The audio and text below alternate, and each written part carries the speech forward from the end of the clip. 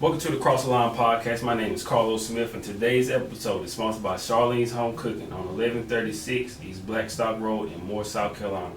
Charlene's Home Cooking is a family restaurant that cooks like grandma with fresh veggies and meats cooked to order. You can do a meat with 2 sides, a meat with 3 sides, or a veggie plate along with sweet tea, Kool-Aid, and lemonade. Cakes, pies, and cobbler are also available for dessert. She wants you to feel at home anytime you visit, so make sure you stop by Monday, Thursday, and Saturday from 11 to 6, Friday, Sunday from 11 to 7.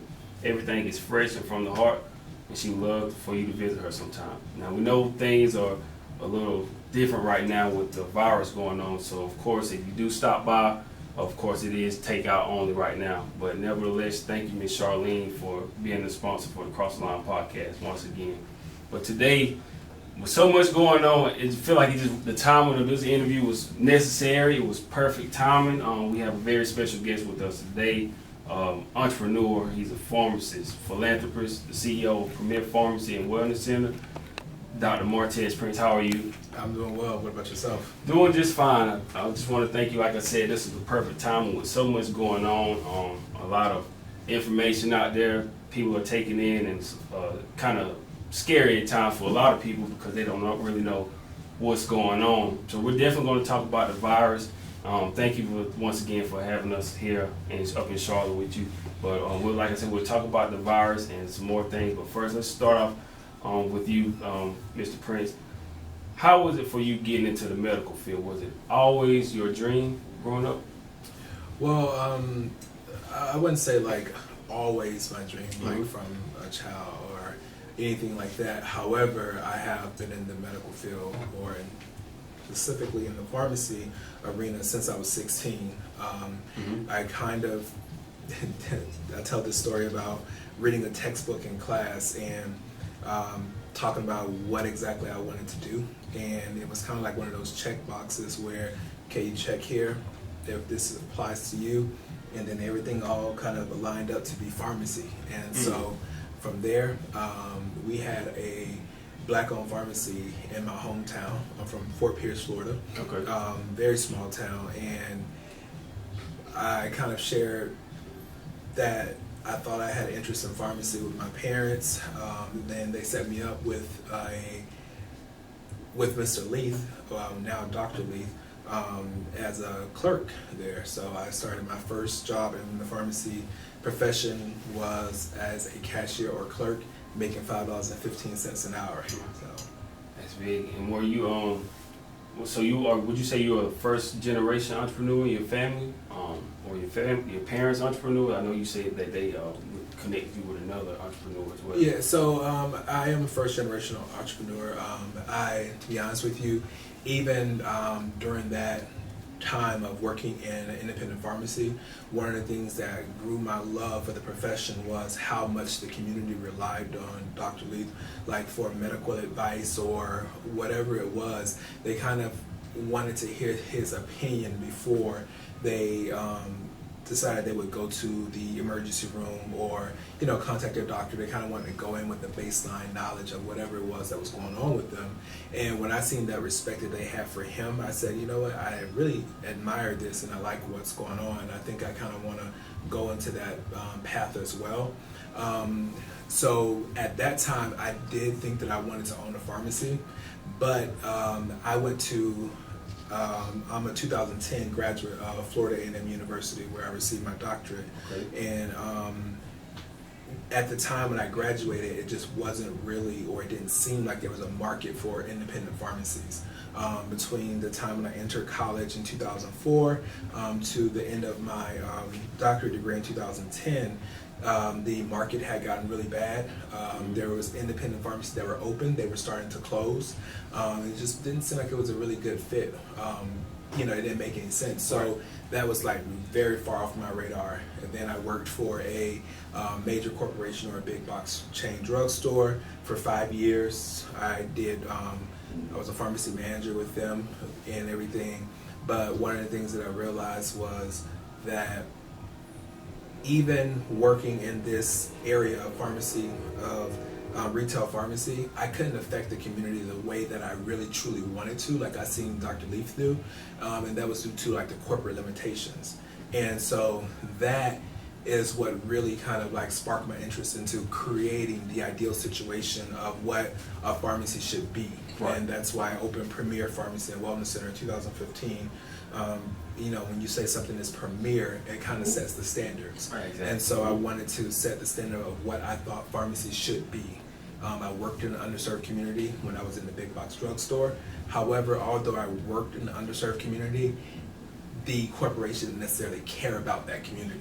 They just, you know, and I seen the individuals that were being impacted and how much they respected me. And so I say, you know what, I really want to do more, but in order for me to do more, I'm going to have to step out on my own and do this. And then that's kind of how this all started. So to answer your question, didn't really have entrepreneurship or any family that was in it or anything like that. It kind of just something that just kind of happened. Absolutely. One of the things I like to ask entrepreneurs as well was for you, when did you know it was time for you to, you know, create your own? I know you said that you felt like you couldn't do more for your community, but you know, a lot of times entrepreneurs will eventually like save up and then go ahead and invest, or some people will just go ahead and just stop what they're doing and step out. So what was that like for you when you finally took that leap of faith? I'm kind of the second way. I just kind of like just stepped out and did it.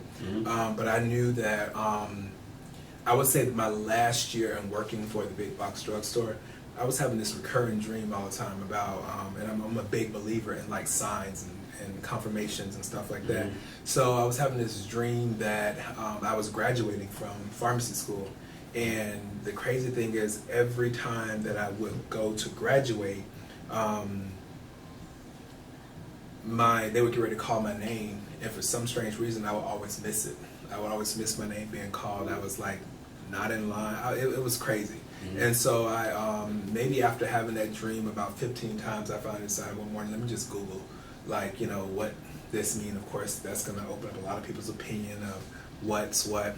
And it said that it means that where you are in life, you've kind of mastered that, and it's time to move on. And so when I got that, you know, confirmation from Google that, you know what, maybe I should consider moving on. And the crazy thing was, I was sitting down with a friend at lunch, and we were just talking about how we both were just venting about our job. We were both pharmacists. And I was just kind of jokingly saying, like, you know, I really like pharmacy. I really like what I do. However, if I had an opportunity to create a pharmacy, or if we had our own pharmacy, this is what I would do. And that small little like tagline of conversation grew into what it is today as Premier Pharmacy.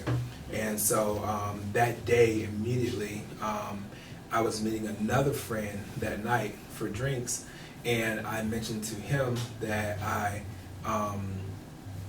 think I wanted to open a pharmacy. And the good thing was, I was talking to the right two individuals that kind of like gave me that confirmation, that positivity that I needed to allow my vision to kind of start to ramp and flow. And so once that happened, really, it was about 90 days from that day that I actually opened Premier Pharmacy and Wellness Center. That's awesome. So how was it in those opening days? Was it hard to kind of get people to come in, or how was it in the very beginning? Do you remember those moments?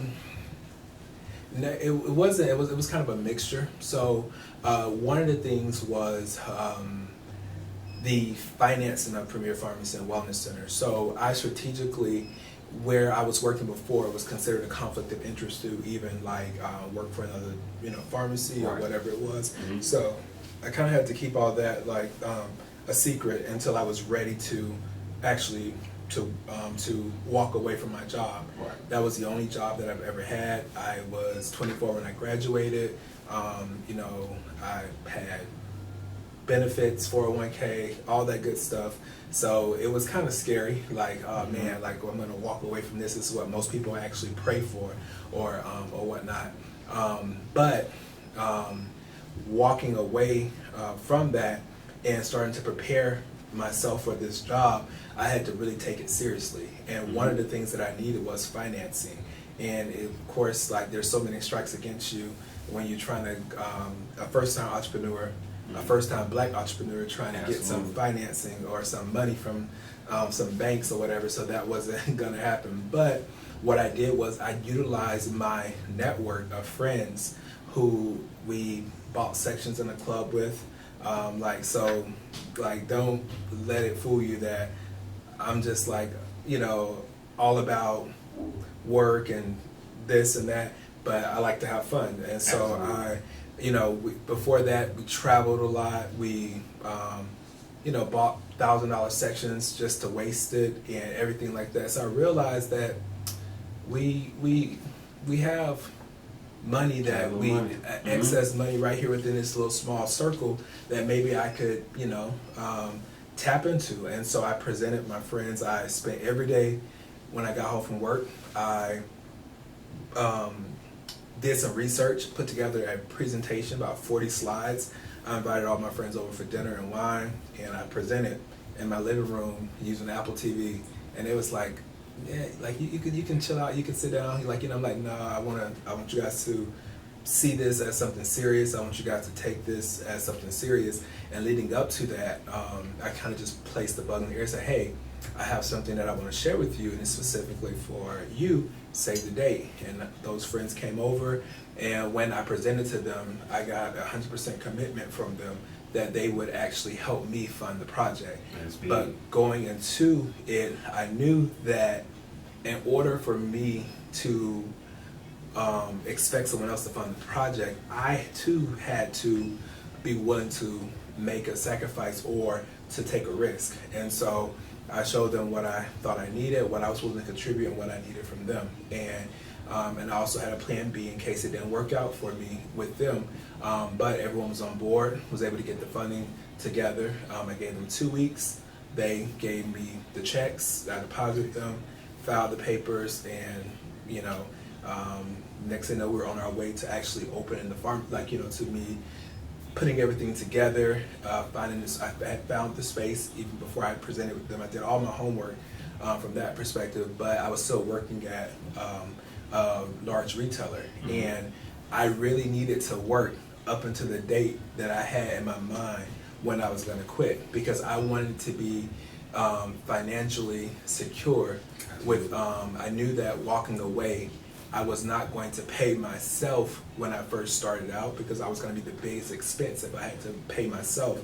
So I wanted to make sure that I could continue to live the lifestyle that I had already kind of created for myself, with, of course, reasonable adjustments, like things that I could live without. But I calculated how much it took for me to live for the next year, with eliminating all the unnecessary expenses. And I pushed it. I got that number in my head. I needed to work up until that date. And I remember my friend, she actually wrote my letter of recommendation, letter of resignation for me, and she sent it to me, and I copied it, pasted it, and sent it to my supervisor. And the next morning I showed up to work, he was there. And the crazy thing was, typically, if they had done their homework then, they would have looked me up and seen that I was registered as a pharmacy manager at Premier Pharmacy and Wellness Center, which they would have start to do research and figure out what was going on. But because I was black, they probably said they didn't think much of it. And they just asked me why I was leaving, and I was like, well, I can't stay. I've already made commitments somewhere else, and that was that. And I left it very open. But opening the doors, planning that, I shared it with about 20 friends that flew in to celebrate with me on the opening of Premier Pharmacy and Wellness Center. I was still very hopeful. And one of my things and one of my suggestions to other entrepreneurs is, when you're starting on something and you're starting a process to do something, you should always kind of launch it and celebrate. And so I kind of made it bigger than just me opening doors one day. What I wanted to do was, I wanted to create an atmosphere where I brought all my friends together to see what I was doing. I called it the First Look, and I hosted a black tie dinner for my friends that was in town that all came to help me celebrate. But I wanted basically to show others what I was doing so that they can hold me accountable for what I was doing. And a lot of times people don't want to share what they're doing because they're afraid if they fail, people are going to judge them. So, but by you actually putting it out there, it makes you work harder. It makes you, know that others know what's going on, and you want to be, the best example for other people as well. Exactly. And so I had this party. We launched on October 3rd, which was also FAMU. I graduated from FAM Founders Day. And I strategically did that because I wanted to pay homage to the school and that I got my degree from. And also, but what it did was it kind of catapulted me before I even opened the doors officially to fill the first prescription. And so I remember had everyone here at the pharmacy. It was all family and friends. We prayed and everything, and then that night was having a black tie event. Well, by the time I made it to the black tie event, like we had already gone viral, and we hadn't even opened the doors to fill the prescription yet. And it was more so due to leveraging the network that I had from my HBCU family to them celebrating the fact that one of their alumni was opening a pharmacy. And from there, did some interviews with like Official Black Wall Street, and then like Baller Alert and different things like that. So those allowed for us to, of course, get the exposure that we wouldn't be able to afford or pay for as a small business or starting out, while we were building our clientele. Mm-hmm. And the good thing was I treated the community so well that when they found out that we were open, they immediately started to support. Yeah. And because I was unable to tell any of the patients that I was actually leaving due to the fact that I needed to work up until the last day. Right. So I kind of had to strategically do that. And but we got the support. Now I would say that, of course, there was times during those first months where I'm sitting here tracking, trying to figure out if we're on track or if we're not on track, and wondering if I made the right decision, or right. And all those things, which could be very scary times. But the good thing was, because I eliminated the financial stress of my own personal finances, and I knew that the business financially was okay for right now. Like we had the money I had the money to pay the employees. I had the money to, which I started off with 2 employees and me making the 3rd. But I could afford those things, and I think a lot of times when people go out on their own into the entrepreneurship world, they spend a lot of time stressing on how they're going to pay the bills of the business they started, mm-hmm. and then how they're going to pay the bills in their personal life as well. Right. And we got to always remember that the business and the personal life is completely separate. And when you're trying to figure out how you're going to pay your personal bills while you're trying to run a business, it distracts you from being able to actually grow your business to where it needed to be. Mm-hmm. So because I didn't have to focus on that, I was solely focused on the business. I was the only pharmacist that worked here Monday through Saturday. Every day I was here, and had one technician and one guy that worked on the front end, and who doubled as a delivery driver. It was important to me that I had a guy who owned a pharmacy that only started with themselves at first, and we grew at a much faster rate than he did. 1, we leveraged social media, and then 2, by having those employees, I was able to give them tasks to do things, and I could continue to build the business on the other side. Right. I mean, because a lot of times people don't really understand or realize that, when you are an entrepreneur, you're head of marketing, you're the head of you got your hands on everything. You got everything on. You're running HR, you're doing all these mm-hmm. things. And if you don't feel like, oh, you don't need HR, you don't, if you think small like that, then you always stay small, Mm-hmm. But we always thought of being bigger than what we were. So we always treat ourselves as a corporation from the first day that we opened the doors. We always kind of had that mindset of this is who we are and this is who we're going to be, and we grew into that. I want to go back to something else you said real quick. When you were talking about leaving your other job, and you said your friend typed up your letter of recognition. Talk to me about how it was. How was that feeling knowing that you were walking away from your job, and then how was it? How did they treat you knowing that you finally were leaving? Because a lot of times, jobs can in a sense feel like you rely on them for your income. To a certain degree, you do need that income to take care of what you need to. But talk about how it was to have that burden off of you, where now you're on your own, you don't have to rely on them, and then how was that relationship with the people when you finally left?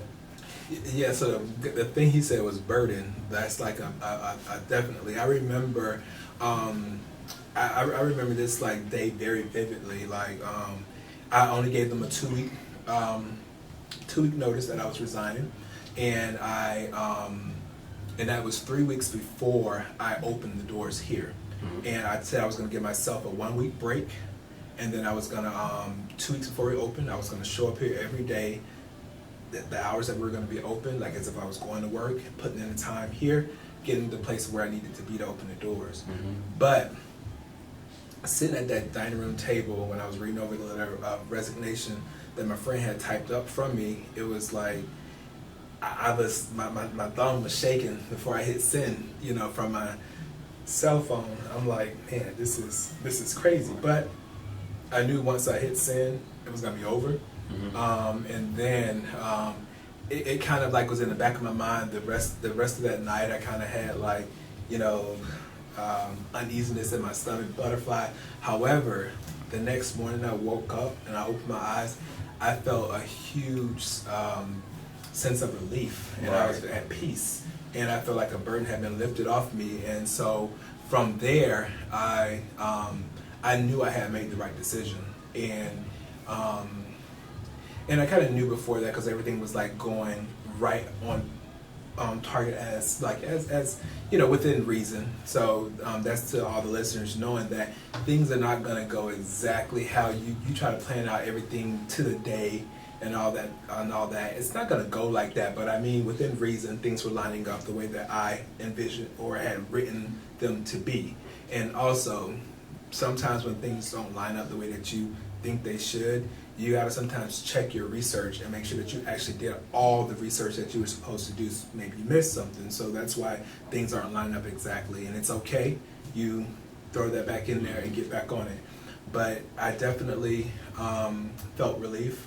With my staff, I've always been a people's person, so like I remember maybe a couple of days after that, I told my staff that I was leaving, and I knew that was going to be hard because I had built such a close relationship with all my staff and everything. One of my techs ended up coming to work for me, so she was very supportive. And then all my other technicians that I hired, they all, when I left, they ended up leaving as well. I couldn't afford at that time to hire them, due to the fact that I was on a strict budget of who I could afford and what I could afford. But they supported me in everything. They believed in what I was doing. Even that last day, I didn't tell any patients that I was leaving because I didn't want to create any conflict. However, the patients were coming by. They had told they threw me a party the last day, and the patients were coming by, and they was like, wishing me well, but I still couldn't tell them where I was going, but they were very appreciative of everything I had done for them. Then the actual corporation itself, once I left and they figured out what I was doing, because when we first opened and I sent out a mailer that said, something to the extent of, I'm still, I may not be, like I'm still your pharmacist, I just have a new home or something like that, which was giving the patients in the zip code area an opportunity to know that I had relocated and opened my own pharmacy. Mm-hmm. And when I did that, it was like between the end of week 1 and 2 that I had opened the doors, Plan to Miller. And man, we did like 90 transfers like in 1 week of patient profiles and stuff, and it was crazy, the love and support. I started to realize that we're on the right path. And one day I look up and I had one of my old patients like at the register checking out, and it was kind of like a commercial. She was like saying like how much she loved being the pharmacy and how personal it was, and she was like just giving me all these praises. And standing behind her was my old district manager, who came down to tell me that they basically, I needed to bear with them, that they were trying to transfer the prescriptions to me, and at the same time they didn't want me back. They didn't want me to come back on location there to the pharmacy and stuff like that. And I'm like, oh, that's cool, or whatnot. But but it all worked out. It was cool. But I still had a lot of friends that was still working for the corporation.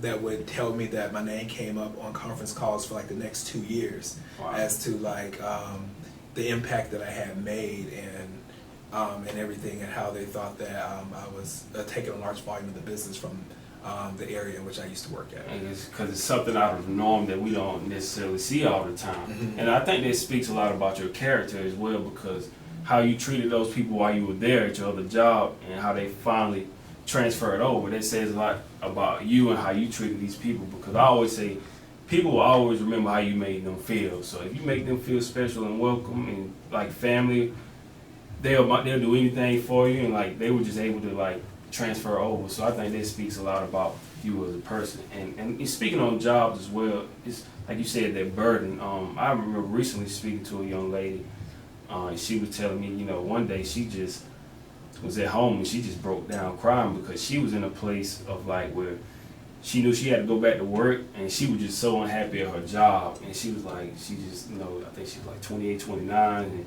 she's like, she's not where she wants to be in life. And she was just like, she really didn't want to go back to this job, even though she does nails on the side as well. But she was still trying to get her business off the ground. But she was just, just down because she didn't want to be at this job so bad. But hearing that story, I think she'll really appreciate that as well, because it's something that a lot of people, and I tell people I'm 27, and I actually be 28 next Monday. Okay. But it's one of those things where I have days where I'm like, man, you know what? I feel like this might be the day where I really want to just step out on faith and just leave this job, because it's just like, working with somebody else. There's nothing wrong with having a job, but it's like so much more fulfilling when you're doing something on your own. Mm-hmm. That's why we love doing this podcast as well, and because we get to connect with people and build these relationships. And hearing your stories is very inspiring. So I'm always thankful to hear stuff like that. Yeah, it's funny that I'm an Aries as well. So my birthday is on April 5th. But we tend to to do that kind of thing, like jump out, go 0 to 100. Mm-hmm. And we kind of like see the whole, the end goal, the end picture, and people don't quite understand the vision and stuff like that. Mm-hmm. And to the young lady that you were just speaking about, I'll let her know that like I was 29 too when I took that leap. I was right after my 29th birthday. Mm-hmm. And I like to tell individuals that what I've identified was success is like a pyramid, and it has 3 components to it. So the bottom component is the idea of success, which is built off of the world and how the world identifies success, and it's usually materialistic things and stuff like that. So thankfully that I was able to make really good money starting out, that I was able to secure like the house and the car and all those things. And the house that I had purchased, and I like to talk about these things to drop gems to individuals who are thinking about potentially maybe what they should do and what order they should do it in. Mm-hmm. But the house that I had purchased had some equity in it, and that was actually my plan B. I was willing to risk, I was willing to take, I felt like I was 29, and I was going to take out a home equity loan to start this pharmacy because it was something that I deeply believed in. I felt like the community needed it, and it was missing. And I remember praying and saying, God, if I could just make enough money where I could afford my bills and not have to worry about how I'm going to pay my bills, because I grew up like with my parents struggling and trying to figure out how they were going to pay bills and stuff, and I was finally out of that situation, and so I didn't want to go back there. Right. But for me, it wasn't about the money at all. It was about me doing something that I felt very passionate about and that I felt like the community really needed. And so I think that by me having a nice income to get the house and the car and all that stuff at first, I was able to unlock that first level of success. And then once you do that, you start to dig deeper and start to realize that, like, I'm doing this, but I don't feel fulfilled and I'm not really operating on a passion.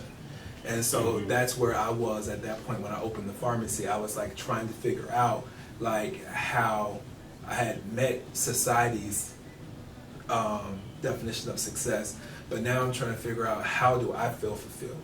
And I grew up like doing community service. Most Saturdays of the month you could find me with some organization doing community service. And I felt like at that point all I was doing was going to work, you know, making money so that I can afford to go on vacations and do these things. And the reason why I was going on vacations was because I wanted to escape the bad work environment. Right. You know, and so I'm going out on vacation so that I could get the energy just to come back and even deal with this. And right. So coming back, then I was able to find out my passion. I had a very, you know, deep passion for it. Mm-hmm. And that's kind of like how the pharmacy was birthed. And then I think that top tier of success is the personal success, where you start to think about your like personal relationships and who you're sharing that success with. Mm-hmm. And I heard all the time that success is subjective. Like, what do you view your success as? But do you think that's what separates people from each other? That level of achievement, entrepreneurs and greatness, is that they're willing to, you know, bet on themselves and take that chance, not knowing what's on the other side, as opposed to, you know, certain people just playing it safe. Do you think that's what it is? Like you were saying, like you just took that chance and you had a backup plan, but you were still willing to bet on yourself, knowing what the outcome could be. Yeah, absolutely. I think that you have to get to a point where you say that I felt like I gave the corporate America life, or the big box drugstore, 5 years of my life. I was able to accumulate all these materialistic things, whatnot. When I moved here, like I said, I think I graduated and I got some graduation gifts, and I moved here. I probably had about $200 to my name, and I just took a chance of coming from Florida, driving across to North Carolina and starting this whole new career thing. Mm-hmm. And I looked at where I was in my life at that point, and I said, you know what? If I gave this a shot and it didn't work out, and I went back down to having zero, I knew that I could accumulate those things again in the next 5 years. Right. So I said I thought I at least owed it to myself for me to take a chance on me. Right. And I think that everyone, you know, it's easy for us to be safe and to do that, but if you really truly want to like find happiness, I think that you should, you know, bet on yourself.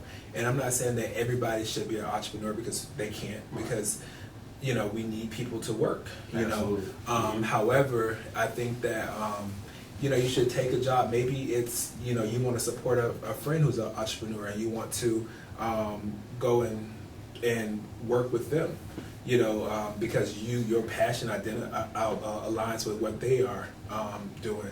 Absolutely. So I think definitely you should bet on yourself. Like you said, you can support them, or like you said, we have to have people in these jobs or whatever, and just to have that support means a lot as well. So, but I want to ask you, you say you're from Florida and you came here. What made you want to come up this way? I mean, I was born and raised in Florida, went to school in Florida, was there all my life. And so when I graduated, the market, there's like 6 pharmacy schools in Florida. Mm-hmm. And I was open. I knew that it would be, we would compete for jobs with it being so many graduates at one time. And I did an internship with a company I used to work for up in Boston, and it was like a management rotation, or like what most people would consider like an internship or a residency, but it was required to graduate. And they offered me a job, and I said it was Charlotte. And at that time, I believe like Black Enterprise or maybe Essence, some of those are like core Black magazines were identifying Charlotte as one of the next up and coming spaces for African Americans. And so I just said, hey, I'm gonna go with it. Absolutely. Okay. Hey, that's interesting. Do you ever get a look from people as like when you tell them that you're an entrepreneur and you tell them you have your own pharmacy? Do they ever give you this like look of like disbelief or anything when you tell them at times? Yeah, absolutely. Especially I think with the space in which I chose to go into, like when it comes to healthcare, with such a regulated industry, a lot of times we don't see a lot of blacks or African Americans like actually doing their own thing in that space. So people are usually kind of like taken back by it. For me personally, I felt like I was sharing this with someone the other day. When I opened the pharmacy, it was crazy because I didn't think that it would be anything with what it is today. I just really thought that we would serve the community. We were going to educate the community because that was going to be our core always. But I was thinking that this is what it would be, you know. And then it kind of just took off and it just started growing. And I started to see people on the internet, like, you know, saying that I inspired them and like I gave them hope. And to be honest with you, like that was scary because at that time I wasn't really ready to be responsible for inspiring other people because I felt like the pressure was on and I didn't want to let my community down, or to see so many like young people be inspired by what was going on. Like, I mean, I talked to my friends about it. I would read. We were always like, and to this day, like every few months we would go viral, and when we would go viral, you know, you would get caught up in reading the comments. Some people, and of course, a lot of people are very inspired and have great things to say. Then you have the people who feel that because I work in the healthcare industry, pushing the white man's agenda. And like here it is, like my job is to educate individuals on like medications aren't bad. Like, you know, medications are necessary in some cases. And here at my pharmacy, our job is to educate patients, let them know their options and why medications may be necessary. And if they do take medications, how to use them properly and accordingly.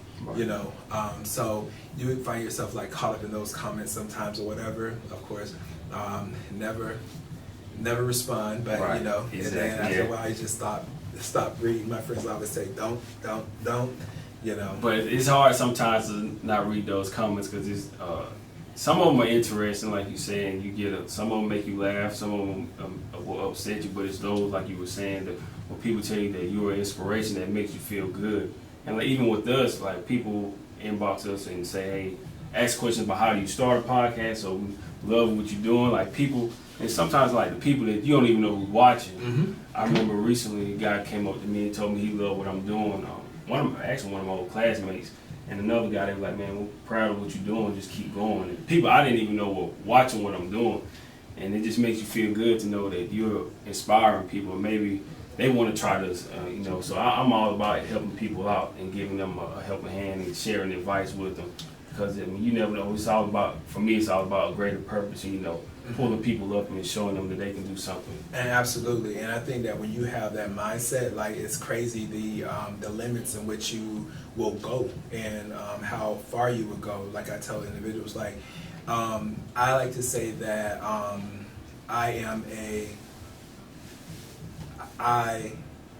a believer. So like and when I say belief, I think belief basically eliminates I don't like to say thinker, because I think when you think, you kind of put a boundary on, or a capacity on how big your thought could be. Like, because like, if you're gonna think it, like your thought has guidelines. But to me, to believe it means that to believe is a more open-ended space, and you leave areas. All you have to do is, I believe that I'm going to be successful. And when you say that, you're like, this is success here, and all this area that leads there, it's going to be like some great things that can happen, and it leaves like a lot of room for the possibilities. Like, you know, even when I thought that when I was opening the pharmacy, if you look at our logo, it's just the 2 P's, and that was Premier Pharmacy, and I had already had the logo made, all that stuff, and I was filling out the articles of incorporation, and I decided the last minute to add on "and Wellness Center." And when I added on "and Wellness Center," in my mind, I seen something bigger than just a pharmacy. I wanted something that was going to be, I didn't know what the Wellness Center was going to contain at first, but I knew that it would be something, it was going to have I left opportunity for us to grow. And we ended up partnering with a nurse practitioner that actually we ended up running a full functioning clinic that provided affordable health care to our community and others. So therefore, like, it was a great, leaving that opportunity was left room for growth. So I never thought that within the 5 years that we would grow to the company that we are today. We have like we have over 10 employees. We have, I have 2 full-time pharmacists that work for me, and two part-time pharmacists, and then there's myself, who I'm also a pharmacist as well. So awesome. I don't really work as much on the floor anymore, but the fact that we grew from 3 employees to like having that team, it's big. It's amazing to see how you guys are still withstanding the test of time. So I love to see that. I want to go back to something else you said. You're talking about the comments with people talking about pushing the white man's agenda. Of course, it's always out there. But I saw a post that you had in the stigma post. And I'm kind of paraphrasing this part right here. It says, taking medication doesn't make you weak. Recognizing you need additional support and discussing with healthcare provider is a strength. Talk a little bit more about that comment, that post, and like the misperception of working in this industry. Yeah, so I think that the millennials, we're kind of like on board with what that post stands for, and that means like being open to all the possibilities of what being well could be, or what it means to be well. And we don't like to say healthy, because to me, like, health kind of like identifies one term, and sometimes health can have like either you're healthy or you're not. And to me, wellness is more of a spectrum, and to be well, you could be on your way to being well. So with that, we like to tell individuals that we like, say for instance, if you are having issues with coping, where you have anxiety or something like that, or maybe you went to you were in the military and now you're back out in society, you got PTSD, and like you take medications to help you cope with that, or to organize your thoughts or whatever. Like, that doesn't mean that you are a bad person. Or I think in our community, especially the African American community, for so long we've used terminologies like, oh, that person has issues, or that person has special needs, or that person is crazy, and stuff like that, where like their medications are here for a reason. Medications mimic what's naturally going on in the body, and there's a reason why your body is not doing that natural reaction. And sometimes they take medication to stimulate those natural reactions that your body would normally have. And some people say, well, you could do the same thing with with valerian root or with this, but sometimes individuals are so far off the spectrum of wellness that you can't do that with valerian root. Like, one, herbal supplements and vitamins and minerals, those are not FDA approved, meaning that those items are made at a regular space, and they have no necessarily guidelines. Like, so we can say that you're getting 10 milligrams of valerian root or whatever, but who's to say that the capsule that you're taking has 10 milligrams of valerian root in it? You don't really know, because like there's no regulating body that really regulates what's in those. So you can be taking grass or dirt or whatever it is, However, there is, for those who are listening, if they are taking vitamins and minerals, recommend that you find something that's USP approved. And USP is not a mandatory body, but that's something that sometimes manufacturers of vitamins and minerals allow to come in to sample their products and to weigh out their active ingredients and stuff, so that they can let the individuals and the public know that our products are what we say they are. Right. And so that's why those supplements and stuff is not for everyone. And you can transition. You can start off on medication, and maybe once you are on a higher level of the spectrum of wellness, maybe you can transition to that.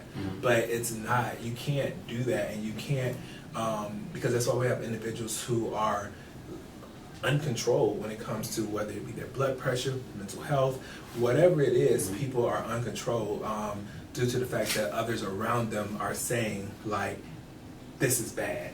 Right. Because it's a misperception. That's why I asked the question about a misperception and the stigma, because of course, you know, people like I've heard things like medicine that you take, it makes you feel better for a little while, but it still breaks your body down and you get sick all over again. Or we had one of my coworkers, we were talking one day and said that he knows some people that it was a fatal incident that happened at one of the other companies, not our location, but another one. And they were saying, just start talking about depression. And some people were saying sometimes when you take medicine for depression, it makes you actually feel worse. So that's why I was asking that question about, like, is it a misperception? And do those things actually do happen when you take medicine, that they can actually have a negative impact on you as well? Yeah, I wouldn't say they have a negative impact on you, but there is like a period where when you first start to take a medication, that you are going to experience, you may actually experience being even sadder for the first 7 days or so. But that's definitely something that you go to the right pharmacy, they're going to tell you. You may go to the right doctor, they're going to tell you. You know, that's why it's important that you pick the people that are caring for you, you know, that you are open and that you can have that dialogue conversation with them. And that's why I think that it's so important that we have African Americans in the healthcare space that are here to protect you and that are here to have that conversation with you. So just like, I mean, if you talk to anyone, any young lady that's taking birth control that may switch birth controls, Yes. And when they go through that phase, they'll tell you that they act very strange during a certain time or whatever. But it's all about, there's shifts and changes in the chemical balance of hormones, which is the natural response of the body. So when we're trying to correct your chemical levels so that you can, your mood can be lifted, there is a time where that could be very confusing and you can experience more anxiety or more depression. But we're letting you know that so that you know when you are experiencing that it's going to go away in a couple of days and you're going to be just fine. Right. Do you worry about, I know a lot of people study Dr. Sebi, some people Dr. Sebi, like plant-based, you were saying. Do you worry about maybe people going that route? Would that have any kind of like impact on this industry, on your industry? Yeah, Pharmaceutical industry? of course, yeah, definitely the pharmaceutical industry would impact, being that more individuals are using, I guess, like plant-based items or whatnot. However, like I said, some individuals aren't, like, and I support, we are here, our mission is to educate. So we're not just pushing medication on you. Right. What we're telling you is that if you're going to use the medication, this is how you should use it. This is what you should expect from using it. And this is like, and if you're not expecting this or you're not experiencing what you should expect, then we should revisit the situation, maybe change what you're doing. We're trying to customize what you're doing, and so all individuals aren't ready for Dr. Sebi, what he's studied and what he's doing. And the other thing too is the amount of, a lot of people say that, but they aren't even willing to put in the work that it takes for you to even do that. Like being in an alkaline state and stuff like that, and I know that's a big thing. Now the basis behind all that is completely accurate and true, and Dr. Sebi is a great scientist, and he's right on what he's talking about as far as like how diseases can't survive in an alkaline state. We rely on acidic environments for diseases to fester and for things to happen. However, with the basic human diet and the way that it's going, individuals can barely stick to a diet for 7 days. Yeah. So it's like impossible for you to really, I'm not going to say it's impossible, but it takes a lot of work and dedication for you to actually live by that lifestyle. And it probably depends on the person and what supplements work best for them. But I do know a couple of people. One of the ladies we interviewed recently, Dr. Keisha Hallman from the Village Market, she said for her it was more like a holistic approach, where she was just like, she had her mind, her body all in the right thing, and it was just like she was just vegan, like everything was plant-based. I had another friend, he said since he went vegan, he told me that doesn't get as sick as much. You know? Oh, yeah. Like maybe every once, very rarely he gets sick now that he's plant based. And I'm here to say that, like, I believe in it 110%. Like, I believe that if you do take a vegan approach or to your lifestyle, you know what I mean? Like, if you implement all those things, it is going to make you healthier. It's going to improve you overall, and hopefully you won't need the medications. But what I am saying is that there are some individuals out there who can't or does not have that mindset or willpower to even do that, and those medications are necessary. And I'm here as an advocate to say that, you know, I believe in both approaches, and both approaches are necessary. But what we can't have is individuals jumping on one side of the bandwagon and saying that the other side is wrong, you know. Right, exactly. And then you have individuals who need the medication, who aren't taking the medications. Like, for instance, the young right now, which may be a good segue into the coronavirus, but we talked about how a lot of people are worried about the coronavirus, but there's a lot of active cases of influenza or the flu that's going around, and like over 5,000 people have died recently just due to the flu virus alone. And there was an individual, a mother, who was part of a Facebook group, and they told her not to administer the medication to her child, the 6-year-old, and the 6-year-old passed away. And unfortunately, it's so sad that that had to happen to the 6-year-old. He wasn't given a chance for, you know, there's individuals, scientists that were created and made to put a lot of work into creating these drugs to help combat these things. And then, you know, we actually have access to that, and we don't utilize our access or our full resources. But instead, a lot of times we get wrapped up into the conspiracy theories and stuff, and we start to do research where we read the headline, and then we go onto Facebook and we we make a status about it versus like actually reading everything into it. And you know, start to look at these studies. Like when someone's posting things, like at the end of the page, I know when you were in school, you had about 30 little lines at the bottom that told you where the articles, like where all the information was pulled from 30 different articles. Start to read those articles, find out how many people was in this study. Because if I tell you that, you know, water cures the coronavirus, just water alone, and you know, you go to find out that you click on the article and there was 2 people in the study, and one person just happened to get, you know, better, and they was drinking water. Like, is that a true study? Can we really rely on that information? Like, and that's what we kind of have to start digging deeper at, that whole thing. Yeah, I think that's what's dangerous, because there's so much information out here. You can get a lot of the wrong information. Like you said, people will just read a headline instead of just clicking on it and actually taking the time to read the article. Once we see a headline, we just up and jump with it, and that's it. But staying with the coronavirus, educate us as much as you can on this, because are we reading too much into what the media is talking about? Is it being overblown, or is it something that, how serious is this coronavirus? Okay. Yeah, so I think that the coronavirus is something to be taken serious. Do I think that it's going to like wipe out the world, or like it's some kind of like you know, the flesh eating something, or like that serious? No. I think that the coronavirus is, to me, the same seriousness as the flu vaccine. You should take those same precautionary measures when it comes to it. But what we do have to realize is that what I'm saying is, you don't want to be that person that says like, oh, I'm doing nothing in preparation for the coronavirus. However, you do want to take those precautionary measures to make sure that you're at least safe and your loved ones are safe, and that you're not exposing others to the potential of having the coronavirus. And the thing is, with the coronavirus, there's a lot of respiratory issues that could potentially happen, and we know that when it comes to us breathing, and like, you know, those respiratory issues can be life-threatening. And so therefore,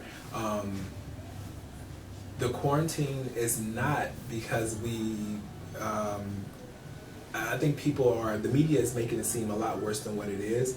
But what they're trying to do is they're trying to isolate individuals due to the fact that the onset of the symptoms display 10 to 14 days after you actually been exposed to coronavirus. So therefore, think about if day 14 you find out that you tested positive for coronavirus, and now you have to backtrack and find out everybody who you've been exposed to, and then they have to realize, all right, everybody who was in contact at that facility due to the limited information that's known about the coronavirus, and also due to the fact that how long the virus actually lives outside of the host. So therefore, taking the precautionary measures, like I think that the media is doing a horrible job at putting people in a panic mode. I think that I just don't understand why some people are doing some of the things that they're doing. We need to, one, if you are sick, stay home, don't expose others to the potential sickness. Two, wash your hands, constantly. Wash surfaces. Those are things that we should be doing anyways. Exactly. That it's flu season. It's like these viruses are circulating now. But the problem is, if you get coronavirus, the chance that you survive is going to be great. You know what I mean? It's not like it's going to kill you. The people that are dying from the coronavirus, have pre-existing conditions sometimes. And there may be a time where it may take out a healthy individual or something like that, just like the flu. But we don't want to expose ourselves, like our grandparents or other people, to the potentially getting sick when they don't have to. Right. And because of the way that, how many times have you, added a friend on Facebook and find out that you have 3 and 4 mutual friends, and then you go and click on those mutual friends and realize that they probably have mutual friends, and that's kind of like how the coronavirus is, and why they're trying to quarantine individuals is too, because of that huge delay in the onset and finding out when the person's actually positive, just trying to contain it so that we can actually treat it.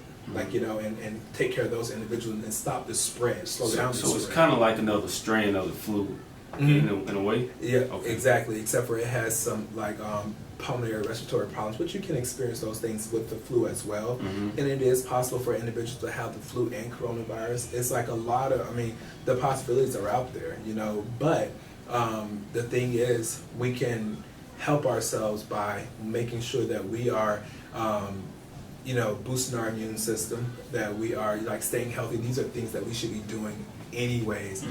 Taking a multivitamin daily, your alkaline water, the things that are high in antioxidants that help boost the immune system, all those things, eating right. But once again, you can't be saying Dr. Can't be bashing Dr. CB, bashing drugstores or individuals for having medication or giving patients access to medication. If you're going to be there, you're saying that you're going pro Dr. CB, but all your diet consists of lemon pepper wings and fries all day. It just doesn't work. I love lemon pepper wings, by the way. Me too. But what I'm saying is but because we love those things, that's why sometimes those diets don't work, because when you start to introduce those things to the body, it does throw off the body's pH, and you can't it throws out of an alkaline state. You just can't do it, and that's what individuals don't understand. They create these conspiracy theories, or they think everything is a conspiracy, which is crazy. For me, I just didn't really know what to make of it, because I really wasn't sure what it was, but to me it was just kind of weird and kind of crazy to see how people were reacting to it, because we work at in retail, people would just line wrapped around the building. The first thing they want to go buy is toilet paper and water, and I'm like, what's going on? Is it really that serious? So I still didn't really know what to make of it, and hearing people say, like you said, it was just like another strain of the flu. Why are we closing down restaurants and things like that, where you just take out only and stuff like that? Yep, and that's to eliminate the degree of separation from the virus. The whole purpose of if you quarantine for the 14 days, say for instance, if we all have access to each other right now, and we all were only hanging out with each other for the 14 days, and somebody was to get sick. Well, we know that now the people who all were in this quote-unquote bubble is the ones that potentially was exposed. However, if you were going outside and you was at this person's house who had a gathering and of 50 people, and then you went to eat at the restaurant, which let's just say that unfortunately you ate at this table, and the person that was sitting at the table right over here, you were just there, and now it's airborne, and now that person was exposed to it, and then you find out this was on day 3, and then on 4 you made several other stops like that, and then now on day 14 you start to feel really bad, and then you go into the hospital and you get tested, like, oh, you got coronavirus, and now all those 50 people at that house party you went to need to get tested because they could have spread it. But think about how many people they came in contact with within that time day that you did. Yeah. And now it's the same thing, which is why you see the curve of the number of exposures going the way that it does. Mm-hmm. And of those 50 people, what if one of those people were taking care of their grandmother? Right. And now their grandmother, who doesn't have a strong immune system, can't really fight it off like that because this is something new. We don't even have a drug yet for it. Right. Where in the flu, in something like the flu, we have Tamiflu that you take it within the first 3 days of being exposed to it, and you're good in 5 days.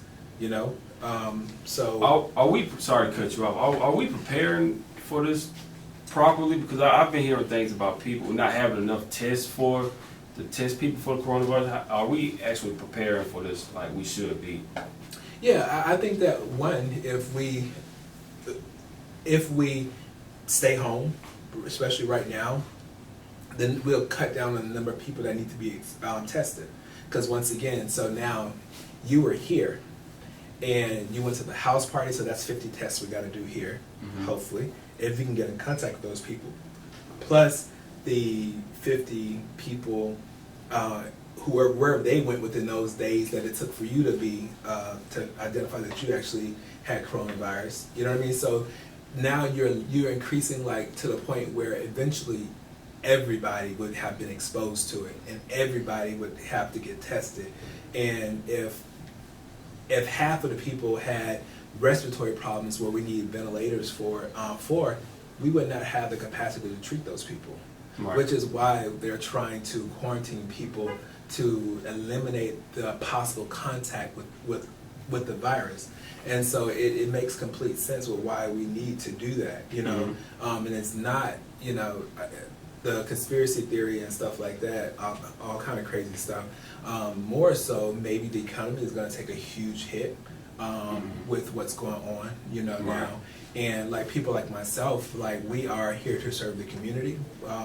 While everyone's at home on Facebook talking about what they're doing in their quarantine days, we're here because we have to take care of people. Absolutely. And that's kind of like how it works in healthcare. When we take an oath of being a servant in the healthcare industry, you are saying that, you know what, unfortunately, I'm willing to risk my life for this. Mm-hmm. Have you guys had to make any kind of adjustments since the coronavirus hit? Because like we're saying, with restaurants now, they're doing takeout only, and a lot of other stores, grocery stores, now they're closing their stores a little bit earlier just so they can kind of sanitize and everything. Mm-hmm. Have you had to make any kind of adjustments since the coronavirus? Yeah, like our cleaning schedule that we have to do multiple times a day to eliminate from the door handles to everything that you could potentially touch, going to the bathroom, the light switches, everything, because of the time frame that the virus could stay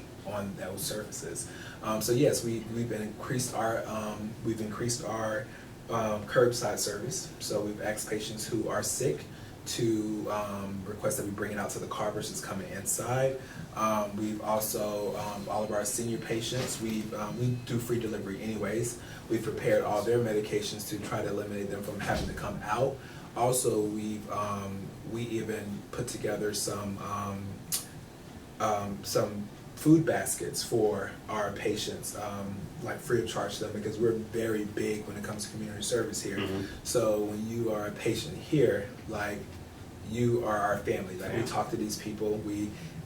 I seen one of our pharmacists posted today on their personal social media. They reposted something that we posted on our social media, and it said is asking patients like not to really stop in now and to congregate and talk, because that's what our patients do. Like they feel like they're our family, and they come in, they hang out, they talk to us like they're going through a health issue, or maybe they just had a diagnosis of something and they want to talk about it, and we're there for our patients. And so so we definitely made adjustments when it comes to how we're going to service the patients. Today we made a decision we'll be closed on Saturdays for the rest of the month. Typically we're open Monday through Saturday. However, being that everyone is at home, and so there's really no need for those who can't access the pharmacy during the week for them not to come now, or for them to schedule delivery. So we will be closing on Saturdays. My final question on the coronavirus, and then a couple more questions, and we'll wrap it up. When do you anticipate? I know I've heard July, August, but when do you anticipate this being over? I think it'll be, if everyone is complying with trying to eliminate contact. I think we'll be done by end of March, probably early April, if everyone is do what they're supposed to do. But right. The problem is, of course, with millennials, we just we feel like we can do whatever, and because we do all the conspiracy theories and stuff like that, I think a lot of people are actually what they are saying about the whole July, August thing. Mm-hmm. What they're saying is that the coronavirus impact will last until July and August, meaning that those individuals who are not being paid right now, who are missing salaries and different things like that, it's going to take that long for them to regain stability. Gotcha. You know, from from supplies, as simple as everyone came out and bought up all the sanitary wipes and stuff like that. Even those items, for a business, for us to maintain a safe level of environment here, what happens once we run out of those supplies to keep this place clean? Right. And that's what individuals don't realize, that they're actually doing, and the kind of hysteria that they're creating. Mm-hmm.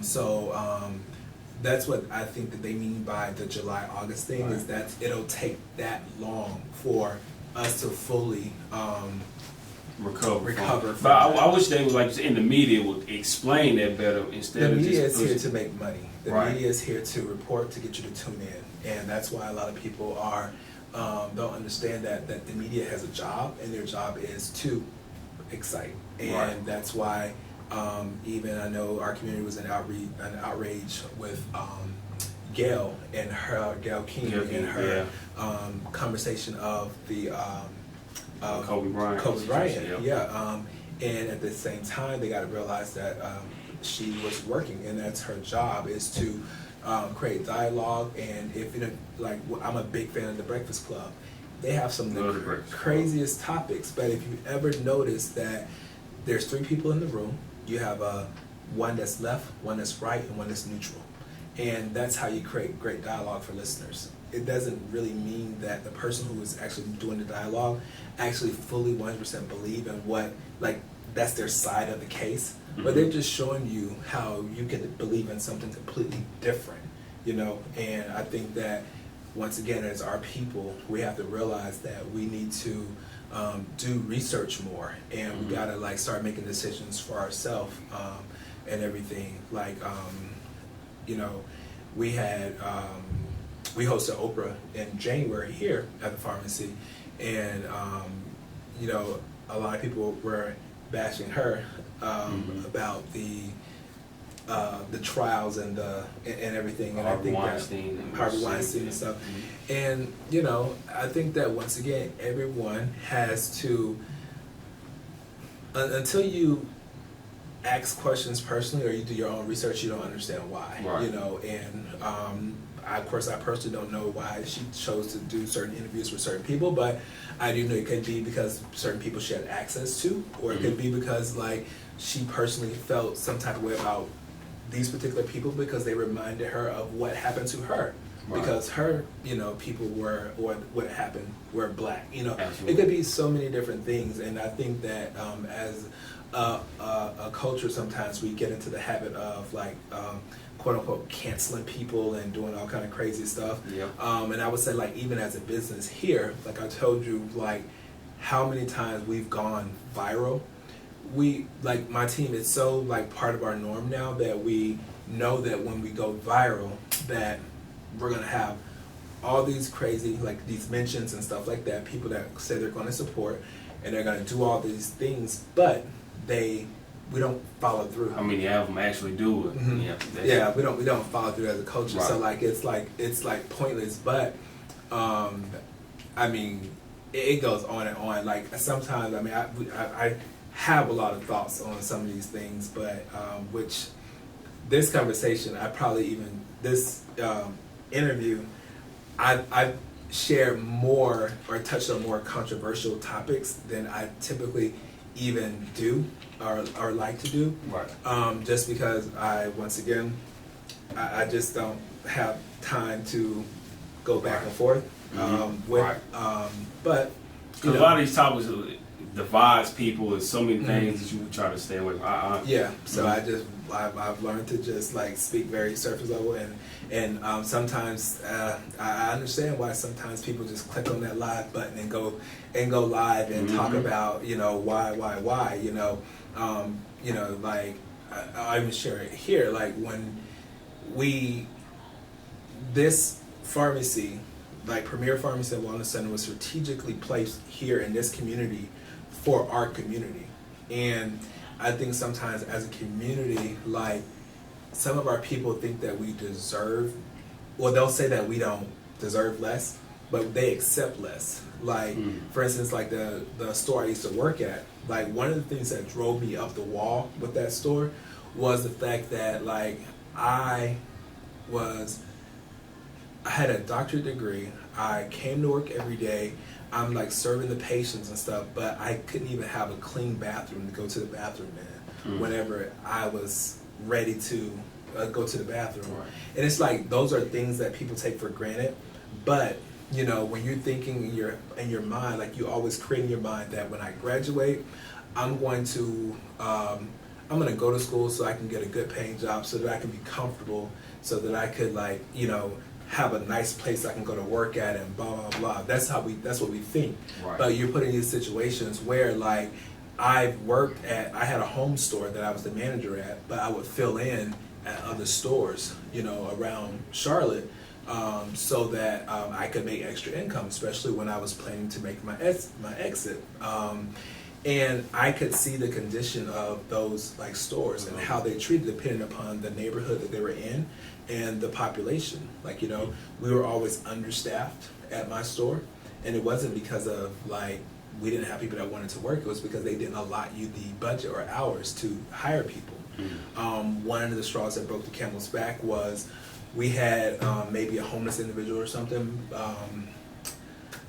like break the front window out to just steal some cigarettes out of the front register area, which I don't know why a pharmacy or a healthcare place was selling cigarettes, but once again, might be strategically. That's why. Yeah, once again, it wasn't my place, so. But it took 2 weeks for us. They cleaned up the glass. They put a piece of plywood up, and to shield the door until they could get it repaired. Then the same thing happened about 3 miles over from us in another neighborhood, and it happened overnight just like ours. But before the store actually opened, someone was out there. They had the glass replaced, and you know, because they felt like the people that shopped at that store that's what they wanted, and the people that shopped at our store, that location, they were used to it. But the thing is, they never call and complain or do anything like that. However, you know, which we don't have this issue, but you have individuals that go into a black-owned business, and they have like usually a misunderstanding or whatever, and they will go and blast that business on Facebook, and they will say all kind of negative comments and stuff like that, you know, and we don't give ourselves the opportunity or the chance to, you know, to do anything, to correct anything, or to support each other. and like that just drives me up the wall sometimes. Like, and so sometimes I see like I'm on Facebook or whatnot, and I'll see people that mention, like, for instance, I seen someone that mentioned they were getting insulin from like CVS or something like that, and they were ranting about how much they had to pay for this insulin. Well,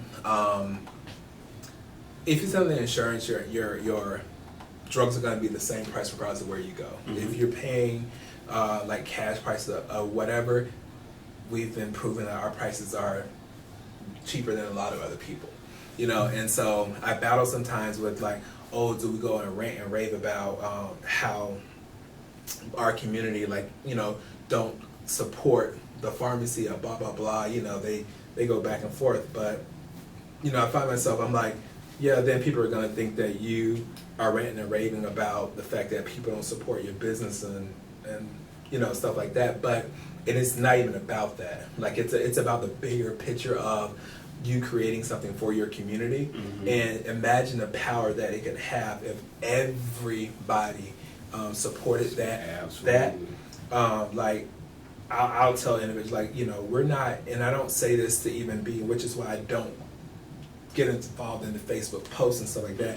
I don't say this to be arrogant or anything like that, but like, we're gonna be fine whether you support us or not. You know, like, we'll probably do $10 million this year. So we're not.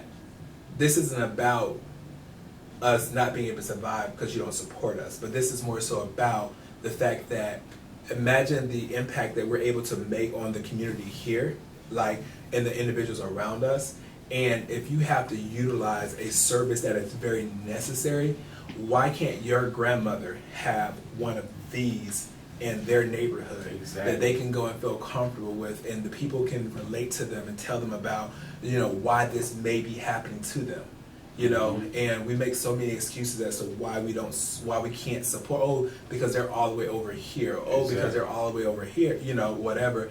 But it's like, how often do you really like even go to the pharmacy?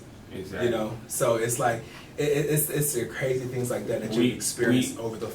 We talk about this all the time about supporting each other, supporting black businesses, and because a lot of times, like we said, they think it's you lack quality, you think it's too high. And one thing about it, I'm gonna be clear, I love my people, I'm always ride for my people, but we do have to do better, because those things, like those negative stereotypes of black business do exist. But like I said, imagine if we did support each other and invest in each other. That's why we love to have entrepreneurs. We take any entrepreneur on, let's be clear about that.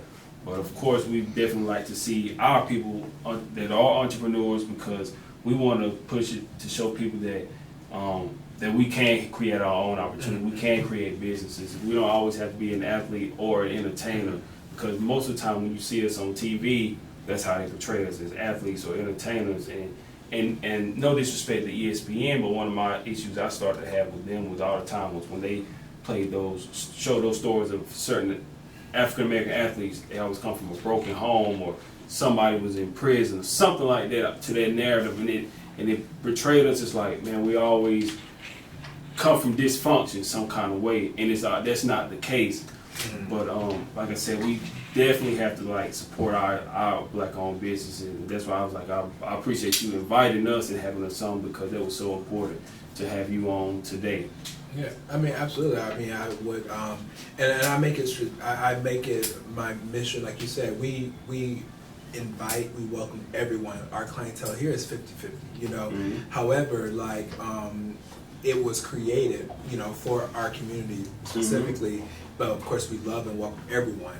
But and like, my goal is, because trust me, I have no intentions on operating multiple pharmacies. When we have this location, we have another location opening up in June, and awesome. that was a push for like them begging me to open that second location. And it's more so because, like, I have, like, once again, my passion comes from community.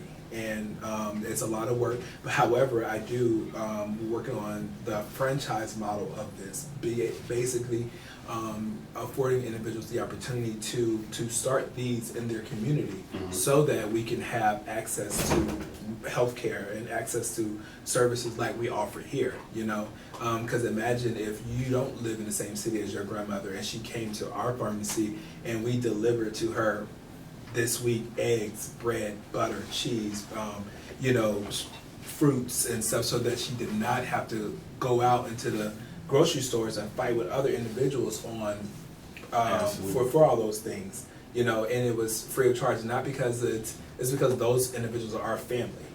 We take care of them, and that's how it should be. And you should want your people, because like my family lives in Florida, so I want the community in which they stay in to take care of them. And so I believe in you do good unto others, and then you put it out into the universe, and it comes back tenfold. Which is why I believe that we were blessed to be in the situation that we are in today. Absolutely. Like individuals asked me, it was so crazy. Like even when we had the whole Oprah experience, individuals asked me for my consulting page, they were asking me, how did we contact her? How did we, it was in the same sense of, oh, congratulations, how can I get in contact with this person? Wow. And it's crazy because it's and I replied back, we didn't contact her, she contacted us.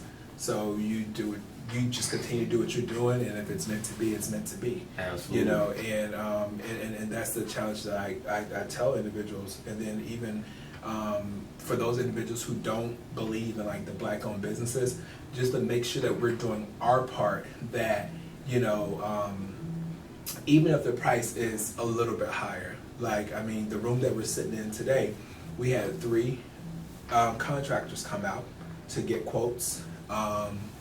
There was a Hispanic contractor, a white contractor, and a black contractor. And I ended up going with the black contracting group, although their prices was about $500 more than the other individuals.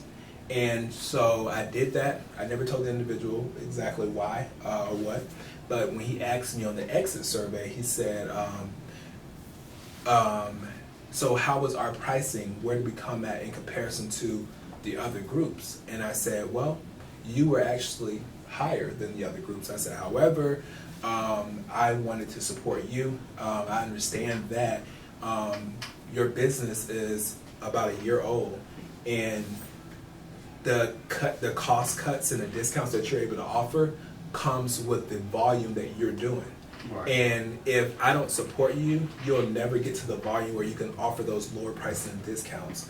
So if you can afford to, sometimes you do have to go the route of paying a little bit extra, so that those businesses can grow into the organization that can compete with your Walmart and your other jobs and stuff like that. And then also you're providing an opportunity for more people to be employed in your community as well. So you have to think bigger, and you have to do your part that's necessary in order for black businesses to exactly survive. Because if we don't support our own people, we can't. How do we expect other people to do it? And like we say all the time as well, we won't. If we go somewhere else, if our prices are too high, we'll complain about our prices. But somebody else, you don't negotiate. You just pay them whatever they want. And that's one of the things with our community, with our African American community. But that's why we love when we had the gentleman on from 200 Turkey, we were telling you about. One of the things that they talked about was back then, they were all they had because they grew up through civil rights and all. So they saw a lot. And they were saying, back then they were all they had, so they had to stick together. And even now they still stick together to this day, and they always supported each other. And of course, they would buy outside of their community if they had to, but first they would try to check with their people to see if it was something that they can buy in their community first. But it's like I said, we definitely need to support our own people more. But let's get ready to wrap it up with a couple more questions. If you could lay out a blueprint for success or entrepreneurship for people watching, what would your blueprint be? I would say 1, make sure that you do your research on the industry in which you're planning to enter into. identify where you fit in, into that industry, like what you're bringing different to the industry, or if not different, like why you over the other person is offering the same services. That's one. Two, finances. I would say make sure that your personal finances are in order before you attempt to go the entrepreneur route, because the entrepreneur route can be a very tough route. You want to, like myself, when I did not receive a paycheck for about 8 months when I worked here starting off. And even though I could afford to pay myself, after about 6 months, I held off paying myself. And then even at 8 months when I started, when I was able to get a check, I paid myself, I believe it was like a fourth of my salary that I paid myself. And that was because I was reinvesting the money back into my business so that it can grow. Right. And so you have to be willing to make sacrifices for your business. So that's the one, make sure your finances are in order. Two, three, if you want others to believe in your business, then you have to believe in your business. So you got to be willing to invest, and that could mean time, money, or whatever. It could mean a lot of different things that you have to invest. Like, being an entrepreneur is not an easy thing to do. I remember when I first started, I was thinking to myself, like, an individual said I was going to work more now than I did before, and I just didn't see it at first, but that was because I wasn't really putting my full potential into what I was doing. But the amount of like networking that you have to do, the relationships that you have to build, you're constantly staying creative so that you can try to create the next opportunity. Right. So that's going to be three, and four. I would say that. I would say that you do your research, find out where you fit in the industry. One, get your personal finances in order, your business finances. Three, be willing to invest and to understand the growing pains of your journey, and that also may be a lonely journey as well. Absolutely. And like even sometimes that even though you may be doing well in other areas of your life, that there's still levels of sacrifices that you have to make on each level. So just be prepared for that. And then four, I would say if you want others to support you, you have to support others. So that means that like even when you are like dead tired and like when you don't really feel like doing it, I mean there's a lot of times where I end up I don't want to do a podcast, or I don't want to do a lot of different things. But when I go and visit the invitation to be on the podcast, and I look at and read what this person is doing, and I believe in them, then you have to push through and do that as well, Absolutely. So you got to remember that you have to pay it forward. And when you reach a level of success, it doesn't stop there, because we all remember that, success can vary day to day. I mean, even as we see what's going on with the coronavirus, Absolutely. One day we are, cool and chill. Then day two, the world is in a panic. And that's why you have to stay in survival mode at all times and be remembering what you're going to do next. Absolutely. Before we get out of here, I want to get to your, I almost forgot to ask you about your foundation. Talk a little bit about your foundation as well. I forgot to ask you about it earlier. Oh yeah, so as I mentioned earlier in the podcast about how I always grew up doing service and everything. And so when that was big for me. When I opened up Premier Pharmacy, I wanted to be an organization that really did a lot with the community. Mm-hmm. And when I was explaining the things that I wanted to do with the community, it was told to me that my vision for what I wanted to do was going to require so many man hours and everything that I did need to create a separate entity. So we created a 501c3 under Premier Pharmacy and under the Dr. Prince brand, which is just my foundation. And with that, we focus on total wellness. So it kind of still has the same mission as the pharmacy as far as providing wellness, but we deal with total wellness. So we actually do financial, like seminars, educational things for individuals. We do mental health education and resources. We also do our community outreach and resources. And our total goal is to, and then our physical health as well. So like helping patients afford healthcare by offsetting the costs and different things like that. So our whole mission is to level the playing field by providing resources to the underserved. So we do things like our signature events are like our backpack drive, and we do it so that an individual, when we say leveling the playing field, we're providing a backpack filled with school supplies so that you don't have to go to school and be a distraction to others because you're more so embarrassed that you don't have what's necessary for you to stay and do what you're supposed to do. So we give you that to give you that resource so that you can go in with the open mindset and perform like everyone else. Like we have our annual scholarship luncheon and everything. Like last year we gave out $12,000 and all the students received iPads as well. That's like through our community outreach and our financial portion. But our foundation, our main goal is to make sure that we're providing resources to the individuals to level the playing field. And one of my newest ventures that I have going is the Creating Legends Brunch, which was supposedly scheduled for April 5th, but it's being rescheduled to May 17th. I wanted to launch it on my birthday, as I've always donated my birthday to charity. But this Creating Legends Brunch is basically what I see as the Rock Nation brunch of bringing together powerful, influential individuals in our community, and with like a springtime vibe, like the Polo Classic.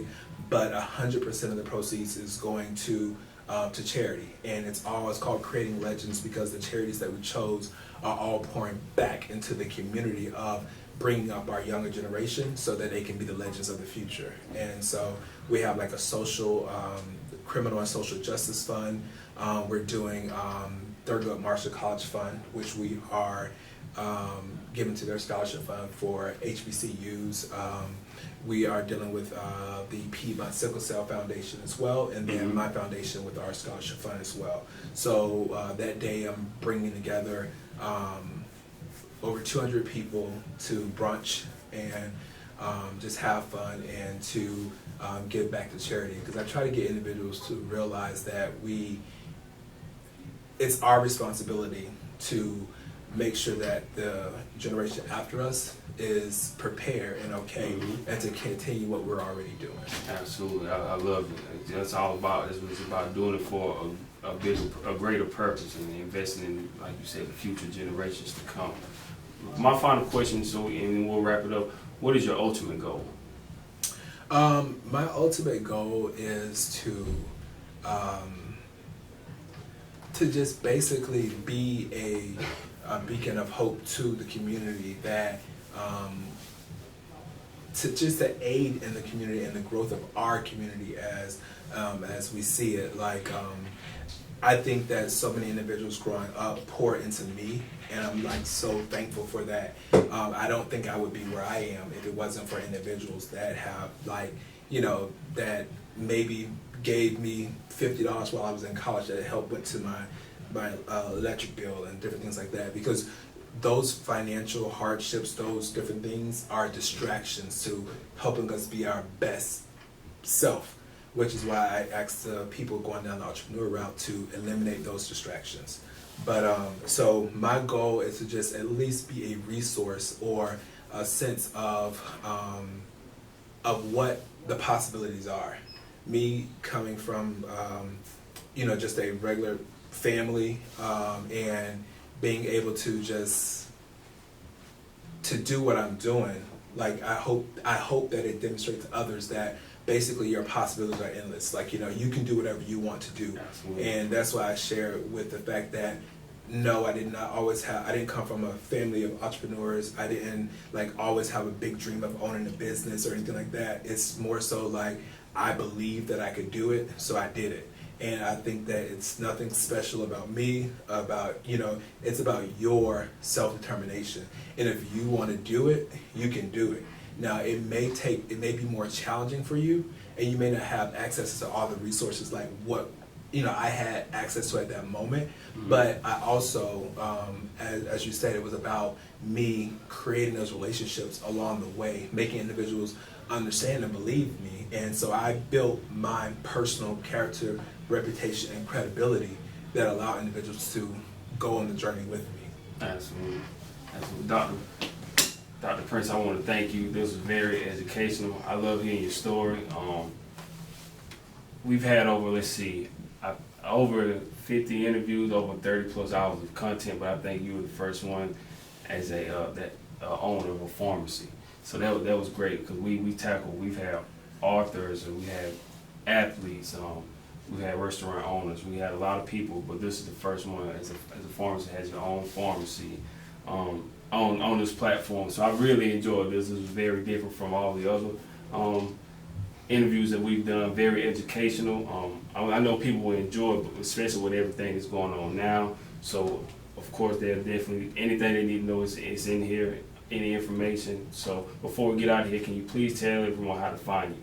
Yeah, so you can actually find me on Instagram at Dr. Martez Prince. That's MartezPrince, and it's just Dr. Martez Prince. You can visit my website, drmartezprince.com.